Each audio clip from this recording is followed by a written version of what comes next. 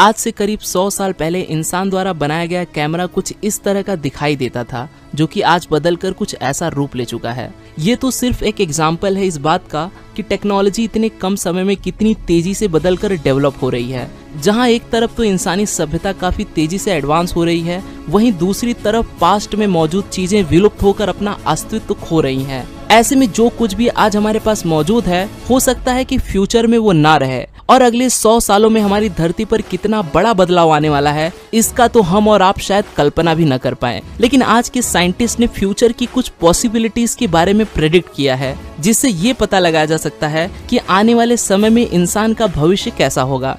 तो आज की यूनिवर्स एडवेंचर के इस एपिसोड में हम बात करेंगे कुछ ऐसी घटनाओं के बारे में जिन्हें आप अगले 100 सालों में होते हुए देखेंगे।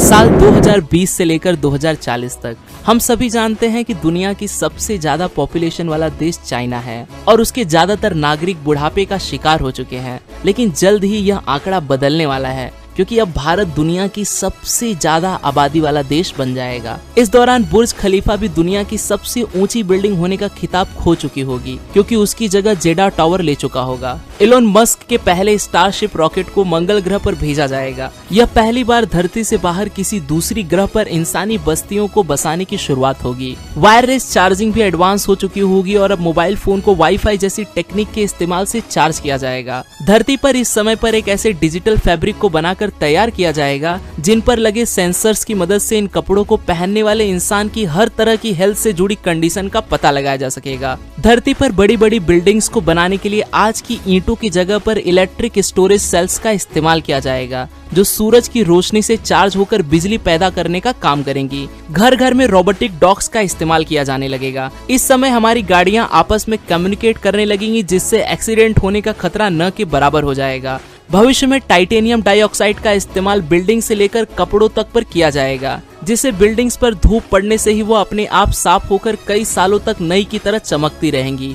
यहाँ तक कि हमें अपने कपड़ों को भी धोने की जरूरत नहीं पड़ेगी। उन्हें भी सिर्फ धूप में रखने भर से ही उन पर मौजूद हर तरह के दाग और धब्बे अपने आप ही गायब हो जाएंगे। सन 2040 से 2060 तक अब तक ग्लोबल वार्मिंग के चलते धरती का तापमान बहुत ज्यादा बढ़ चुका होगा। उत्तरी ध्रुव पर मौजूद बर्फ काफी तेजी से पिघलने लगेगी। धरती पर पॉपुलेशन इतनी तेजी से बढ़ चुकी होगी कि लोगों के रहने के लिए अमेज़न रेन फॉरेस्ट जैसे जंगलों को आधे से ज्यादा नष्ट कर दिया जाएगा। यहाँ तक कि धरती की आधी से ज्यादा जनसंख्या के पास पीने के लिए पानी तक भी मौजूद नहीं होगा। लेकिन अब तक हम इंसानों को मार्स पर भेजने में कामयाबी हासिल कर चुके होंगे। वहाँ पर मशीनों की मदद से पानी और ऑक्सीजन का निर्माण किया जाने लगेगा, जिससे कि आने वाले समय में वहाँ पर धरती जैसे वातावरण का निर्माण होने लगेगा और मार्स की धरती पर भी पेड़ पौधे उगने लगेंगे। वहीं धरती पर ट्रैवलिंग के लिए ऐसे सुपरसोनिक जेट्स का इस्तेमाल किया जाने लगेगा कि उनकी मदद से हम 10 घंटे की दूरी को भी सिर्फ आधे घंटे में ही तय कर लेंगे। इस नई तकनीक से धरती पर हमारी लाइफ और भी ज्यादा फास्ट हो जाएगी और हमारा कीमती समय बचने लगेगा। एलोन मस्क अपने न्यूरालिंक प्रोजेक्ट के जरिए इंसानी दिमाग में ड्रिल की मदद से एक ऐसी चिप को इंसर्ट कर देंगे जो इंसानी दिमाग की कमियों को खत्म कर उन्हें जीनियस बनाने में भी मदद करेगा, और साथ ही वो कई तरह की बीमारियों को पीड़ित लोगों को भी ठीक करने का काम करेगा। आने वाले समय में इन चिप्स में कुछ ऐसे अपडेशन होने लगेगी जिससे उस समय में इंसानों को बातचीत करने के लिए बोलने की भी जरूरत नहीं पड़ेगी। वो सिर्फ इस चिप की मदद से एक दूसरे से बात करने लगेंगे। मेडिकल साइंस इतनी इम्प्रूव हो चुकी होगी कि इंसान के खराब हो चुके ऑर्गन्स को 3D bio printed artificial organ से रिप्लेस कर दिया जाएगा। यहाँ तक कि कुछ ऐसी टेक्नोलॉजीज भी आ जाएंगी जिससे इंसान मौत पर तो जीत हासिल नहीं कर पाएगा, पर हाँ उसकी मदद से इंसानी एजिंग की प्रोसेस काफी स्लो हो जाएगी और 2060 के अंत तक इंसान दिमाग पर इतना ज्यादा काबू पा चुका होगा कि भविष्य के दिमाग को प्रिजर्व कर उसे हाई डिस्क के अंदर स्टोर किया जा सकेगा। और आने वाले समय में उस व्यक्ति की मौत हो जाने के बाद भी उसके उस दिमाग को किसी रोबोटिक बॉडी में ट्रांसफर कर दिया जाएगा और एक तरह से वह व्यक्ति फिर से जीवित हो जाएगा। मेडिकल साइंस में यह समय ऐसा होगा जब सिर्फ एक ही टीके की मदद से हर तरह की बीमारियों का इलाज किया जा सकेगा और उस समय शायद ही 100 साल से पहले किसी इंसान की मृत्यु हो पाएगी।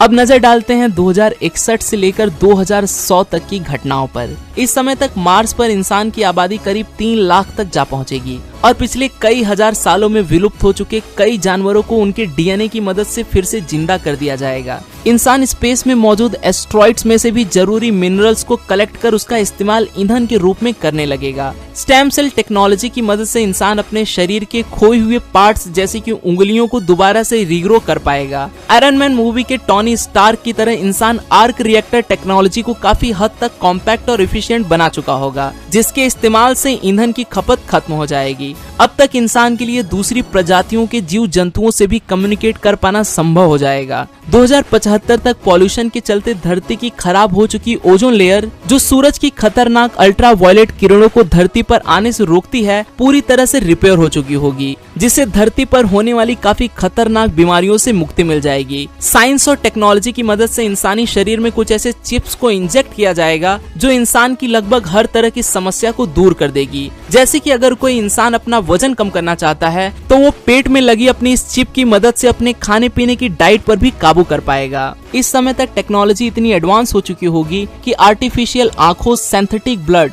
और यहाँ तक कि कानों की सुनने की क्षमता को भी काफी हद तक बढ़ा दिया जाएगा। यह समय ऐसा होगा कि जब लोग प्राकृतिक तरीकों की जगह पर कृत्रिम तरीकों से ज्यादा जीवित रह पाएंगे। नैनो टेक्नोलॉजी की मदद से आर्टिफिशियल ब्रेन का भी निर्माण किया जाएगा। इंसानी दिमाग को कंप्यूटर से जोड़कर इसकी क्षमता को इतना ज्यादा बढ़ा दिया जाएगा कि वह ऐसी परेशानियों को भी आसानी से हल कर पाएगा जिन्हें एक नॉर्मल दिमाग की मदद से हल कर पाना संभव नहीं था। उस समय एक तरह से हमारा दिमाग ही कंप्यूटर का रूप ले लेगा और इंसान का लाइफ स्पैन बहुत ज्यादा बढ़ जाएगा। करीब 21वीं सदी के अंत तक मौसम में आने वाले बदलावों के कारण अमेज़न रेन फॉरेस्ट का 80% तक हिस्सा पूरी तरह से नष्ट हो चुका होगा। इसका नतीजा यह निकलेगा कि धरती पर हर जगह ही सूखा पड़ने लगेगा। इस समय तक समुद्र के नीचे टनल्स का निर्माण कर वहां पर काफी तेज गति से चलने वाली ट्रेन्स को बनाया जाएगा। मैग्नेटिक टेक्नोलॉजी से चलने वाली इन ट्रेन्स की स्पीड तकरीबन 4000 माइल्स प्रति घंटे तक होगी। इस समय तक आर्टिफिशियल इंटेलिजेंस ट्रांसपोर्ट सिस्टम को ऑपरेट करने लगेगी।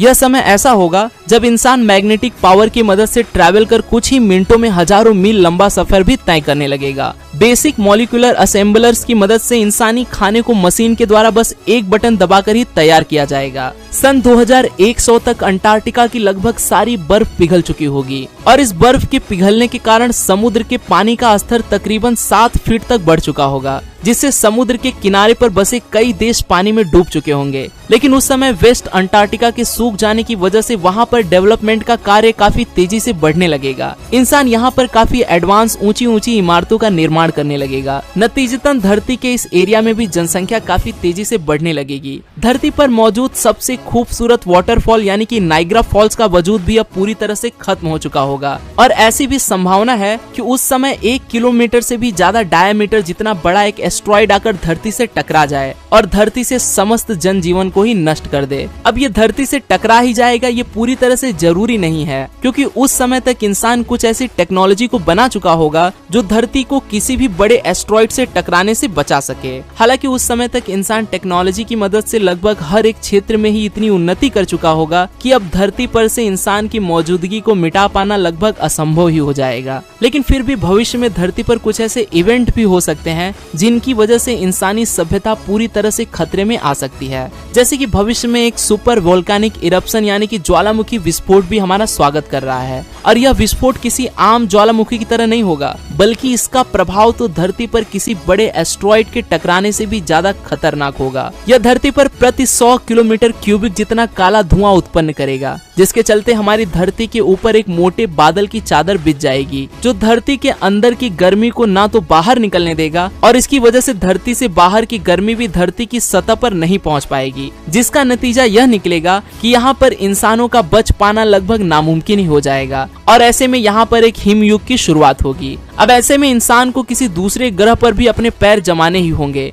यही कारण है कि इंसान मंगल जैसे कई दूसरे ग्रहों पर इंसानी जीवन को पहुंचा पाने में हर एक मुमकिन कोशिश में लगा हुआ है। यकीनन फ्यूचर में इंसान हमारे सोलर सिस्टम के कई प्लैनेट्स पर इंसानी बस्तियों को बसा चुका होगा और उन प्लैनेट्स के इन्वायरमेंटल कंडीशंस के अकॉर्डिंग फ्यूचर में इंसान का बायोलॉजिकल स्ट्रक्चर भी बदल चुका होगा, जिसका नतीजा यह निकलेगा कि हर प्लैनेट के इंसान देखने में एक दूसरे से काफी अलग दिखाई देंगे। अब आपको चाहे इस बात पर यकीन ना हो, लेकिन इन सब की तो शुरुआत भी हो चुकी है। एलोन मस्क की स्पेस एक्स और दुनिया भर की स्पेस से जुड़ी एजेंसियां इंसानी जनजीवन को किसी तरह से धरती से बाहर स्पेस में पहुंचाने पर जुटे हैं। एलोन मस्क तो स्पेस एक्स के सबसे एडवांस रॉकेट स्टारशिप को 2018 से मंगल ग्रह पर पहुंचाने के काम में लगे हैं, जिसके चलते वह इंसानों को मंगल पर पहुंचाने से पहले वहां पर इंसानी जीवन को बसा पाने के लिए जरूरी सामान को इंसान से पहले ही पहुंचा देना चाहते हैं। लेकिन आखिर यह सारा काम कैसे किया जाएगा? क्या सच में एलोन मस्क साल 2100 तक लाखों की संख्या में इंसानी आबादी को मार्स तक पहुंचा पाने में कामयाब हो पाएंगे? अगर एलोन मस्क की बात करें तो उन्होंने इन सभी सवालों पर हामी भरते हुए इसका जवाब काफी पॉजिटिवली दिया है। तो क्या आप जानना चाहते हैं कि इंसान को मार्स तक आखिर कैसे पहुंचाया जाएगा? कैसे वहां पर नए सिरे से जीवन की शुरुआत की जाएगी? और आखिर वहां पर इंसान का रहन सहन और खाना पीना कैसा होगा? अगर जानना है तो मुझे कमेंट्स में अपनी राय जरूर बताएं। मैं आपके इन सारे सवालों के जवाब में एक अलग से पूरी वीडियो लेकर जल्द ही हाजिर होऊंगा। अगर ये वीडियो अच्छी लगी हो तो इसे लाइक करें और आप इस वीडियो के बारे में क्या सोचते हैं मुझे कमेंट्स में जरूर बताएं।